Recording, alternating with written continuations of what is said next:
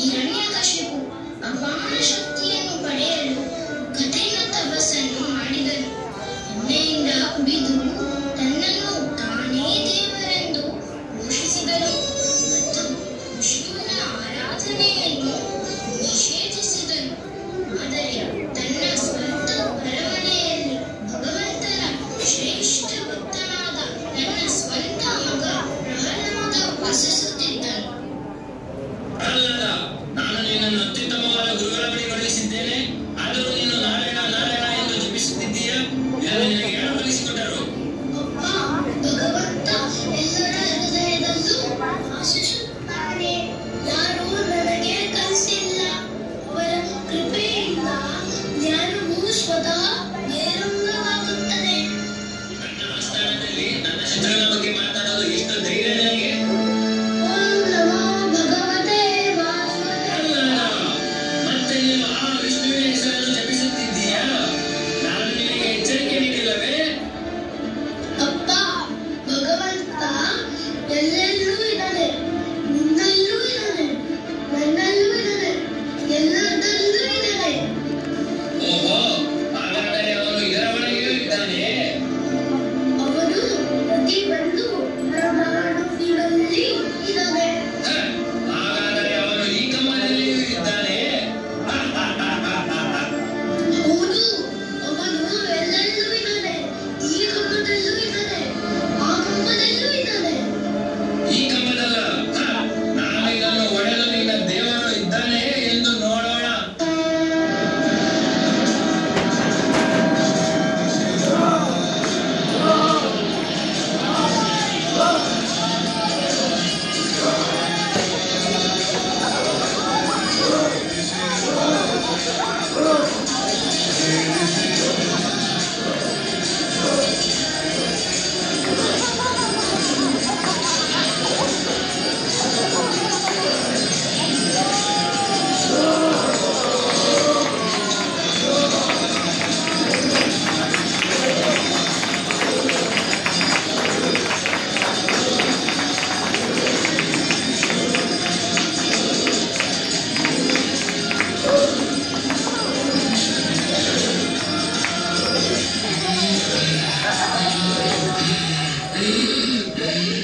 ನೀವು ತುಂಬಾ ಉಗ್ರ.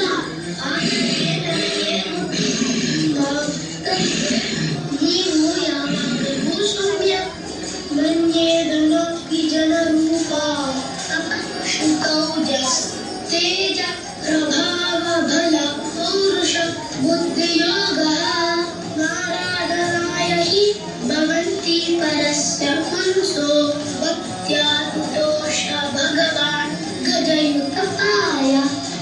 ನಾನು ನಿನ್ನನ್ನು ಪ್ರೇಮಿಸದಿದ್ದರೆ ನನ್ನಲ್ಲಿರುವ ಸಂಪತ್ತಿನಿಂದ ಶ್ರೀಮಂತ ಕುಟುಂಬ, ಸೌಂದರ್ಯ, ತಪಸ್ಸು, ಶಿಕ್ಷಣ, ಇಂದ್ರಿಯ ಪರಿಣತಿ, ಹೊಳಪು, ಪ್ರಭಾವ, ದೈಹಿಕ ಶಕ್ತಿ, ಶ್ರದ್ಧೆ, ಬುದ್ಧಿವಂತಿಕೆ ಮತ್ತು ಅತೀಂದ್ರಿಯ ಭೋಗಶಕ್ತಿಯಿಂದ ಯಾವುದೇ ಪ್ರಯೋಜನವಿಲ್ಲ. ಓ ಪ್ರಭು, ನಮಗೆ ಮುಕ್ತಿಯೂ ಬೇಡ, ಸ್ವರ್ಗವೂ ಬೇಡ. ನಾನು ಜನ್ಮ ಜನ್ಮಾಂತರ ನಿನ್ನ ಸೇವೆ ಮಾಡಲು ಬಯಸುತ್ತೇನೆ. ದಯವಿಟ್ಟು ನನ್ನ ಅಹಂಕಾರವನ್ನು ಒದ್ದಿ ಹಾಕು ಮತ್ತು ನಾನು ಯಾವಾಗಲೂ ನಿನ್ನನ್ನು ನೆನಪಿಸಿಕೊಳ್ಳುವಂತೆ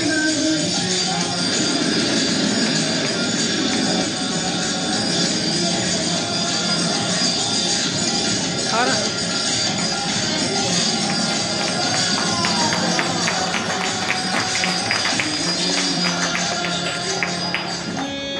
ಪ್ರಹ್ಲಾದ, ನಿನ್ನ ಭಕ್ತಿಯು ನಿನ್ನ ಎಲ್ಲ ಪಾಪಗಳನ್ನು ಅಳಿಸುತ್ತದೆ. ಈ ಜೀವನದ ನಂತರ ನೀನು ನನ್ನ ಬಳಿಗೆ ಹಿಂತಿರುಗುವೆ ಮತ್ತು ನಿನ್ನ ಮಹಿಮೆಗಳು ಸ್ವರ್ಗದಲ್ಲಿ ಹಾಡಲ್ಪಡುತ್ತವೆ. ಪ್ರಹ್ಲಾದ, ನಿನಗೆ ಬೇಕಾದ ವರವನ್ನು ಕೇಳು, ನಾನು ಅದನ್ನು ನೀಡುತ್ತೇನೆ. ಪ್ರಭು, ನನ್ನ ತಂದೆಯ ಮರಣದ ಸಮಯದಲ್ಲಿ ನಿಮ್ಮದೊಂದು ತೋಟದಿಂದ ಅವರು ಈಗಾಗಲೇ ಶುದ್ಧರಾಗಿದ್ದಾರೆಂದು ನನಗೆ ತಿಳಿದಿದೆ. ಆದರೂ ಅವರ ಪಾಪವನ್ನು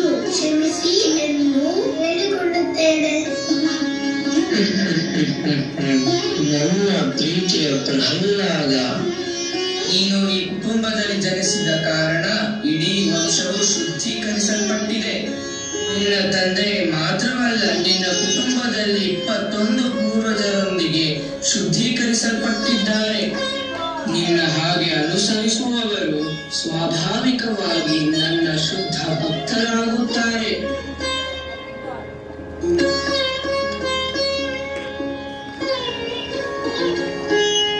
ಆದರೆ ನಾವು ಯಾವಾಗಲೂ ಕೃಷ್ಣನನ್ನು ಏಕೆ ವೈಭವೀಕರಿಸುತ್ತೇವೆ? ಅವನ ಲೀಲೆಗಳನ್ನು ನಾವು ಮತ್ತೆ ಮತ್ತೆ ಏಕೆ ಕೇಳುತ್ತೇವೆ? ಏಕೆಂದರೆ ಈ ಮಹಿಮೆಗಳು ಹೃದಯವನ್ನು ಶುದ್ಧೀಕರಿಸುತ್ತವೆ ಮತ್ತು ಭಗವಂತನ ಕರುಣೆಯನ್ನು ಆಕರ್ಷಿಸುತ್ತವೆ. ಹೌದು, ಭಗವಂತನು ಸರಳ ಹೃದಯದಲ್ಲಿ ಹೇಗೆ ಕಾಣಿಸಿಕೊಳ್ಳುತ್ತಾನೆ ಮತ್ತು ಯಾವುದೇ ದೇಹದ ಅಹಂಕಾರವನ್ನು ನಿಮಿಷದಲ್ಲಿಯೇ ತೆಗೆದುಹಾಕಬಹುದು ಎಂಬುದನ್ನು ತೋರಿಸಲು ನಾವು ನಿಮಗೀಗ ಬೇಟೆಗಾರ ಮತ್ತು ಸನ್ಯಾಸಿಯ ಕಥೆಯನ್ನು ತೋರಿಸುತ್ತೇವೆ.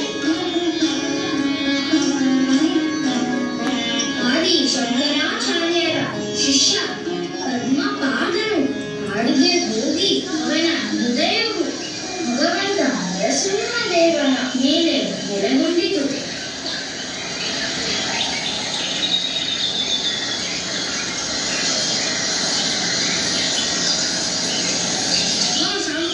ನೀವು ಈ ಕಾಡಿನಲ್ಲಿ ಏನು ಮಾಡುತ್ತಿದ್ದೀರಾ? ನಿಮಗೆ ಕಾಣುತ್ತಿಲ್ಲವೇ? ನಾನು ಕಾರ್ಯನಿರತನಾಗಿದ್ದೇನೆ. ನನಗೆ ತೊಂದರೆ ಕೊಡಬೇಡ. ಆದ್ರೆ ನೀನು ಕಣ್ಣು ಮುಚ್ಚಿಕೊಂಡು ಕುಳಿತಿದ್ದೀಯಾ, ಏನೂ ಮಾಡುತ್ತಿಲ್ಲವಲ್ಲ. ನಿನಗೆ ಅರ್ಥವಾಗುವುದಿಲ್ಲವೇ? ನಾನು ತುಂಬಾ ವಿಶೇಷ ವ್ಯಕ್ತಿಯನ್ನು ಹುಡುಕುತ್ತಿದ್ದೇನೆ.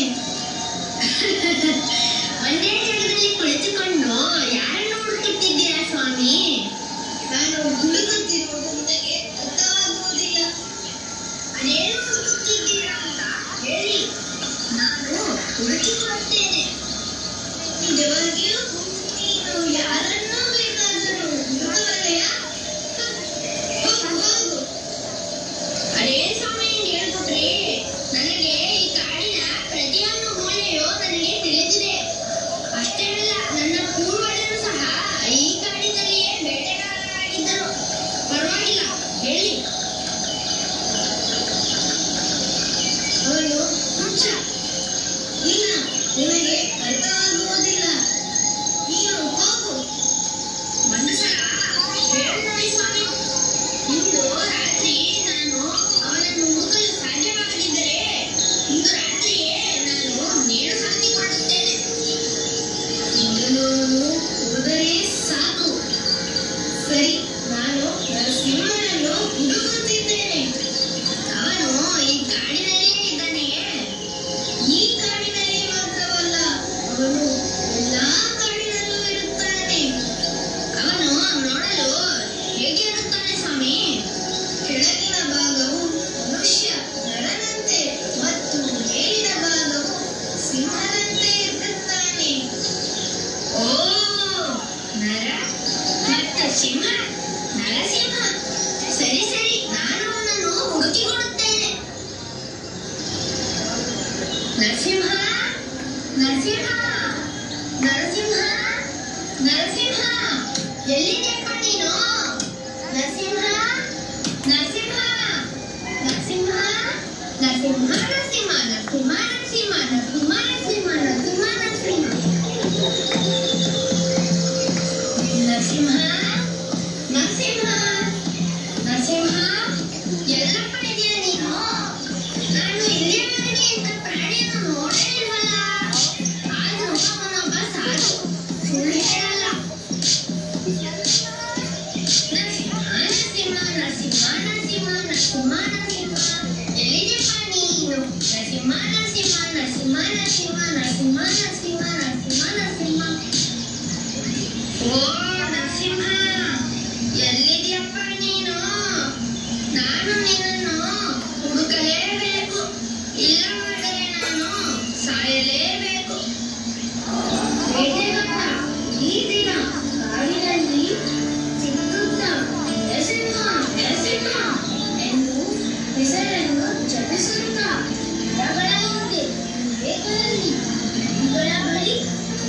ಎಲ್ಲಾದರೂ ಮುಳುಗಿರಲಿ, ಆದರೆ ಎಮ್ಮೆ ಸಿಗಲಿಲ್ಲ. ಸೂರ್ಯಾಸ್ತವಾಯಿತು. ಬೇಟೆಗಾರನು ಬಂದು ಬೆಳದ ಮುಂದೆ ಬಂದು ನಿಂತನು. ಬೇರೆ ಗತಿ ಇಲ್ಲ, ಸಾಯಲೇಬೇಕು. ಸಂಜೆ ಆಗೋಯ್ತು.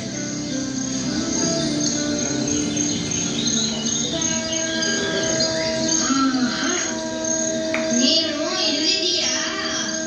ಅರ್ಧ ಮನುಷ್ಯ, ಅರ್ಧ ಸಿಂಹ. ಅವನು ಹೇಳಿದಂತೆ ಹೇಳಿದ್ಯಾ? ಇಡೀ ದಿನ ನೀನು ಎಲ್ಲ ಅಡಿಕೊಂಡಿದ್ದೆ. ಇರು, ಬಂದೆ.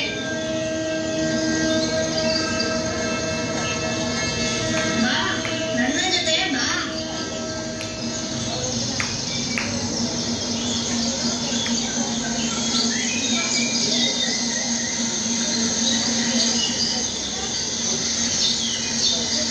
ಹೇಳಿ, ನಾನು ಅವನನ್ನು ಕಂಡಿದ್ದೆ. ನೀವು ಹುಡುಕುತ್ತಿದ್ದ ನರಸಿಂಹ. ಸುಮ್ಮನೆ ಹೇಳಬೇಡ, ಕಂಡು ಹಿಡಿದನಂತೆ. ಅರೆ, ನಾನು ನಿಜವಾಗಿಯೇ ಹೇಳುತ್ತಿದ್ದೇನೆ. ಏನು? ಅವನು ಎಲ್ಲಿದ್ದಾನೆ? ಓ, ಏನ್ ಹೇಳ್ತಿದ್ದೀರಾ ಸ್ವಾಮಿ? ಅವನು ನಿಮ್ಮ ಮುಂದೆನೇ ಇದ್ದಾನೆ. ತುಂಬಾ ಎತ್ತರ ಮತ್ತು ಬಂಗಾರದಂತ ಸಿಂಹದಂತ ಮುಖ. ನನಗೆ ಏನೂ ಕಾಣುತ್ತಿಲ್ಲ. ನೀನು ಸುಳ್ಳು ಹೇಳುತ್ತಿದ್ದೀಯಾ? ಪದ್ಮಪಾದ, ನೀನು ನನ್ನನ್ನು ನೋಡಲು ಸಾಧ್ಯವಾಗುವುದಿಲ್ಲ. ಶುದ್ಧ ಹೃದಯದಿಂದ ತುಂಬಿದ ಈ ಬೇಟೆಗಾರನ ಸರಳತೆಯೇ ನನ್ನನ್ನು ಇಲ್ಲಿಗೆ ಕರೆತಂದಿದೆ. ನಾನು ಅವನ ಸಲುವಾಗಿ ಕಾಣಿಸಿಕೊಂಡಿದ್ದೇನೆ, ನಿನ್ನ ಹೆಮ್ಮೆಗಾಗಿ ಅಲ್ಲ. ನೀನು ನನ್ನನ್ನು ಕೇಳಲು ಸಹ ಸಾಧ್ಯವಾಗುವುದಿಲ್ಲ. ಅವನ ಕಾರಣದಿಂದಾಗಿ ನೀನು ನನ್ನ ಮಾತನ್ನು ಕೇಳುತ್ತಿರುವೆ. ಓ ಪ್ರಭು, ನಿನ್ನ ಕರುಣೆ ಅಪಾರ. ನೀನು ಅವನಿಗಾಗಿ ಬಂದೆ, ಆದರೆ ನಾನು ವರ್ಷಗಳಿಂದ ಜಪಿಸುತ್ತಿದ್ದೇನೆ. ಹೌದು, ಭಗವಂತ ಯಾವುದೇ ರೂಪದಲ್ಲಿ, ಯಾವುದೇ ಸಮಯದಲ್ಲಿ, ಯಾವುದೇ ಪ್ರಾಮಾಣಿಕ ಆತ್ಮಕ್ಕಾಗಿ ಕಾಣಿಸಿಕೊಳ್ಳಬಹುದು. ಎದು ಎದು ಯಾವನಿದ್ದೋ ನರಸಿಂಹ ತೀರ ತರುವಾದರು ಈ ಭೌತಿಕ ಜಗತ್ತು ಅಪಾಯಕಾರಿ ಎಂದು ನಾವು ಯಾವಾಗಲೂ ಪರಿಗಣಿಸಬೇಕು. ಆದ್ದರಿಂದ ನಾವು ಎಲ್ಲ ಅಪಾಯಗಳಲ್ಲಿಯೂ ಭಗವಂತನಿಂದ ರಕ್ಷಿಸಲ್ಪಡಲು ಭಗವಂತನ ಪವಿತ್ರ ನಾಮವನ್ನು ಜಪಿಸಬೇಕು ಎಂದು ಸೂಚಿಸಿದ್ದಾರೆ. ಮುಖ್ಯ ಆದಿಯಲ್ಲಿ ಬರುವ ಎಲ್ಲ ಅಡೆತಡೆಗಳನ್ನು ತೆಗೆದುಹಾಕಿ ನಮ್ಮನ್ನು ರಕ್ಷಿಸುವಂತೆ ನಾವೆಲ್ಲರೂ ಭಗವಂತನಾದ ನರಸಿಂಹ ದೇವನಲ್ಲಿ ಪ್ರಾರ್ಥಿಸೋಣ. ವಿಘ್ನ ವಿನಾಶಕ ನರಸಿಂಹ ದೇವ ಭಗವಾನ್ ಕಿ ಜೈ.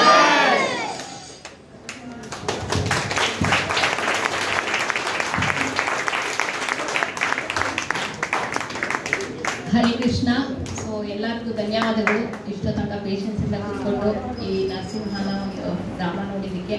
ಸೊ ಸ್ವಲ್ಪ ಕಾಸ್ಟಿಂಗ್ ಪರಿಚಯ ಮಾಡ್ಕೊಡೋಕ್ಕೆ ಇಷ್ಟಪಡ್ತೀನಿ. So first and foremost Narasimhadev ಪಾಠ ಮಾಡಿದ್ದು ಸಿದ್ಧಾರ್ಥ, ಸೊ ಗೌರಿ ಅವರ ಅಣ್ಣ. ಮತ್ತು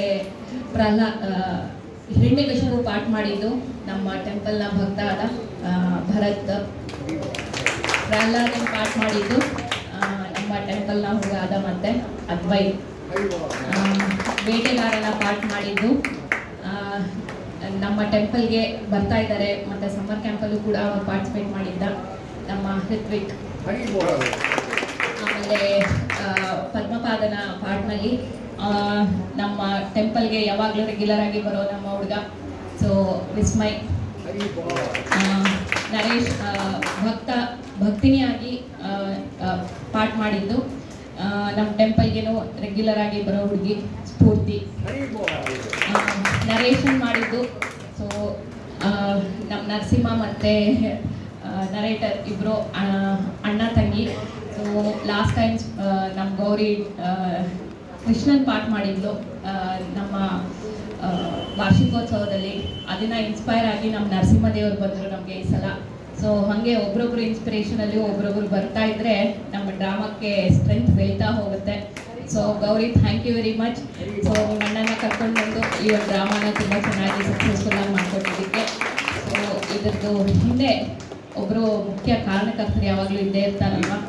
ಸೊ ಇದಕ್ಕೆ ಡ್ರಾಮಾಗೆ ನನಗೆ ಮೇಯ್ನಾಗಿ ಸಪೋರ್ಟ್ ಮಾಡಿಕೊಟ್ಟಿದ್ದು, ಜೊತೆಗೆ ಸ್ಕ್ರಿಪ್ಟಿಂಗ್ ಬರ್ಕೊಟ್ಟಿದ್ದು ಮತ್ತು ರೆಕಾರ್ಡಿಂಗ್ ಅಂತ ಹೇಳಿದ್ರಿ ಎಲ್ಲರೂ. ಸೊ ಆ ಕೆಲಸ A to Z ಮಾತಾಜಿ ಮತ್ತು ಅವ್ರ ಮಗ ಇಬ್ಬರು ಮಾಡ್ತಾರೆ. ಹರ್ಗ್ರೇಸ್ ಗೋಪಿಗಣ ಗೀತಾ ಮಾತಾಜಿ ಮತ್ತು Tejakrishna. Thank you very much Mataji. So ನಿಮ್ಮೆಲ್ಲರ ಸಪೋರ್ಟ್ ಹೀಗೆ ಇರಬೇಕು. ಸೊ ಬರುವ ನೆಕ್ಸ್ಟ್ ಜಗನ್ನಾಥ ರಥಯಾತ್ರ ದೊಡ್ಡ ಫೆಸ್ಟಿವಲ್ ನಮಗೆ. ಸೊ ಈ ಒಂದು ಫೆಸ್ಟಿವಲ್ಗೆ ಕೂಡ ಡ್ರಾಮಾಗಳಿರುತ್ತೆ. ಸೊ ಇದರಿಂದ ಇನ್ಸ್ಪೈರ್ ಆಗಿ ಇನ್ನಷ್ಟು ಮಕ್ಕಳುಗಳು ಬರಬೇಕು ಅಂತ ನಾನು ಕೇಳ್ಕೊತೀನಿ. ಹರೇ ಕೃಷ್ಣ. ಸೊ ಈ ಡ್ರಾಮಾ